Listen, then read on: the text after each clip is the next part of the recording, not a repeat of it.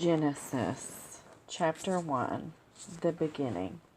In the beginning, God created the heavens and the earth. Now the earth was formless and empty. Darkness was over the surface of the deep, and the Spirit of God was hovering over the waters. And God said, "Let there be light," and there was light. God saw that the light was good, and he separated the light from the darkness. God called the light day, and the darkness he called night. And there was evening, and there was morning, the first day. And God said, "Let there be a vault between the waters to separate water from water." So God made the vault and separated the water under the vault from the water above it. And it was so. God called the vault sky, and there was evening, and there was morning, the second day. And God said, "Let the water under the sky be gathered to one place, and let dry ground appear." And it was so. God called the dry ground land, and he gathered waters he called seas. And God saw that it was good. Then God said, "Let the land produce vegetation, seed-bearing plants and trees on the land that bear fruit with seed in it, according to their various kinds." And it was so. The land produced vegetation, plants bearing seed according to their kinds, and trees bearing fruit with seed in it according to their kind. And God saw that it was good. And there was evening, and there was morning, the third day. And God said, "Let there be lights in the vault of the sky to separate the day from the night, and let them serve as signs to mark sacred times and days of the years. And let them be lights in the vault of the sky to give light on the earth." And it was so. God made two great lights, the greater light to govern the day, and the lesser light to govern the night. He also made the stars. God set them in the vault of the sky to give light on the earth, to govern the day and the night, and to separate light from darkness. And God saw that it was good, and there was evening, and there was morning, the fourth day. And God said, "Let the water teem with living creatures, and let birds fly above the earth across the vault of the sky." So God created the great creatures of the sea, and every living thing with which the water teems, and that moves about in it according to their kinds, and every winged bird according to its kind. And God saw that it was good. God blessed them and said, "Be fruitful and increase in number, and fill the water in the seas, and let the birds increase on the earth." And there was evening, and there was morning, the fifth day. And God said, "Let the land produce living creatures according to their kinds, the livestock, the creatures that move along the ground, and the wild animals, each according to its kind." And so it was. God made the wild animals according to their kinds, the livestock according to their kinds, and all the creatures that move along the ground according to their kinds. And God saw that it was good. Then God said, "Let us make mankind in our image, in our likeness, so that they may rule over the fish in the sea and the birds in the sky, over the livestock and all the wild animals, and over all the creatures that move along the ground." So God created mankind in his own image. In the image of God he created them. Male and female he created them. God blessed them and said to them, "Be fruitful and increase in number. Fill the earth and subdue it.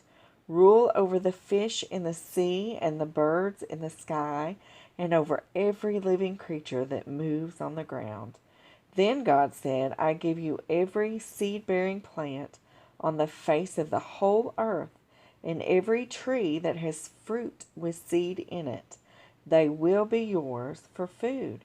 And to all the beasts of the earth, and all the birds in the sky, and all the creatures that move along the ground, everything that has the breath of life in it, I give every green plant of food. And it was so. God saw all that he had made, and it was very good. And there was evening, and there was morning, the sixth day. Thus the heavens and the earth were completed in all their vast array. Chapter 2. By the seventh day God had finished the work he had been doing. So on the seventh day he rested from all his work.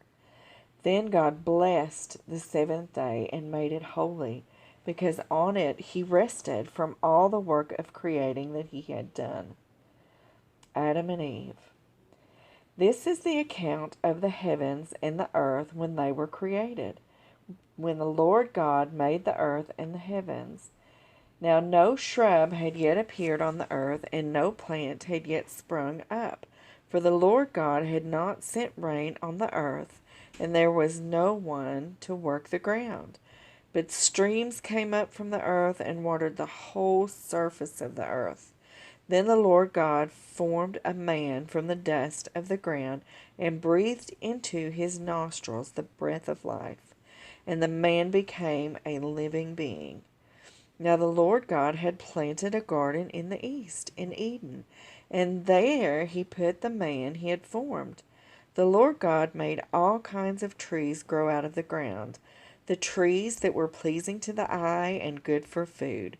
In the middle of the garden were the tree of life and the tree of knowledge of good and evil. A river watering the garden flowed from Eden. From there it was separated into 4 headwaters. The name of the first is the Fishon. It winds through the entire land of Havilah, where there is gold. The gold of that land is good. Aromatic resin and onyx are also there. The name of the second river is the Gihon. It winds through the entire land of Cush. The name of the third river is the Tigris. It runs along the east side of Asher. And the fourth river is the Euphrates. The Lord God took the man and put him in the Garden of Eden to work it and take care of it. And the Lord God commanded the man, "You are free to eat from any tree in the garden, but you must not eat from the tree of knowledge of good and evil, for when you eat from it, you will certainly die." The Lord God said, "It is not good for the man to be alone. I will make a suitable helper for him." Now the Lord God had formed out of the ground all the wild animals and all the birds in the sky. He brought them to the man to see what he would name them. And whatever the man called each living creature, that was its name. So the man gave names to all the livestock, the birds in the sky, and all the wild animals. But for Adam no suitable helper was found. So the Lord God caused the man to fall into a deep sleep. And while he was sleeping, he took one of the man's ribs and then closed up the place with flesh. Then the Lord God made a woman from the rib, and he had taken out of the man and brought her to the man. The man said, "This is now bone of my bones and flesh of my flesh. She shall be called woman, for she was taken out of man. That is why a man leaves his father and mother and is united to his wife, and they become one flesh." Adam and his wife were both naked, and they felt no shame. Chapter 3. The Fall. Now the serpent was more crafty than any of the wild animals the Lord God had made. He said to the woman, "Did God really say, 'You must not eat from any tree in the garden'?" The woman said to the serpent, "We may eat fruit from the trees in the garden, but God did say, 'You must not eat fruit from the tree that is in the middle of the garden, and you must not touch it, or you will die.'" "You will not certainly die," the serpent said to the woman, "for God knows that when you eat from it, your eyes will be opened, and you will be like God, knowing good and evil." When the woman saw that the fruit of the tree was good for food and pleasing to the eye, and also desirable for gaining wisdom, she took some of it and ate. She also gave some to her husband who was with her, and he ate it. Then the eyes of both of them were opened, and they realized they were naked. So they sewed fig leaves together and made coverings for themselves.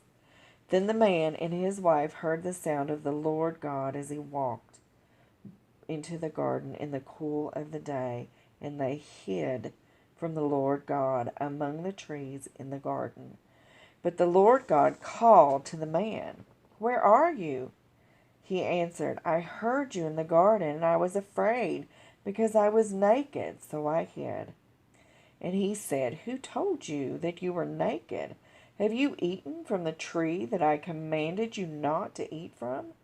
The man said, "The woman you put here with me, she gave me some fruit from the tree, and I ate it." Then the Lord God said to the woman, "What is this you have done?" The woman said, "The serpent deceived me, and I ate." So the Lord God said to the serpent, "Because you have done this, cursed are you above all livestock and all wild animals.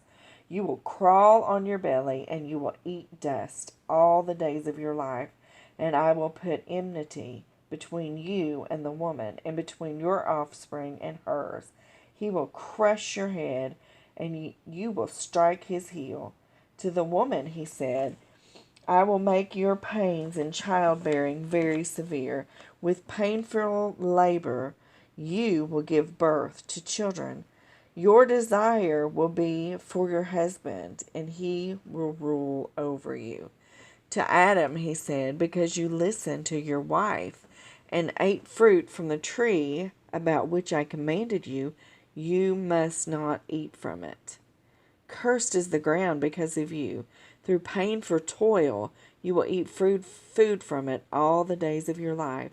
It will produce thorns and thistles for you, and you will eat the plants of the field. By the sweat of your brow you will eat your food until you return to the ground, since from it you were taken, for dust you are, and to dust you will return." Adam named Eve his wife, because she would become the mother of all the living. The Lord God made garments of skin for Adam and his wife and clothed them. And the Lord God said, "The man has now become like one of us, knowing good and evil. He must not be allowed to reach out his hand and take also from the tree of life and eat and live forever." So the Lord God banished him from the Garden of Eden to work the ground from which he had been taken. After he drove the man out, he placed on the east side of the Garden of Eden cherubim and a flaming sword flashing back and forth to guard the way to the tree of life.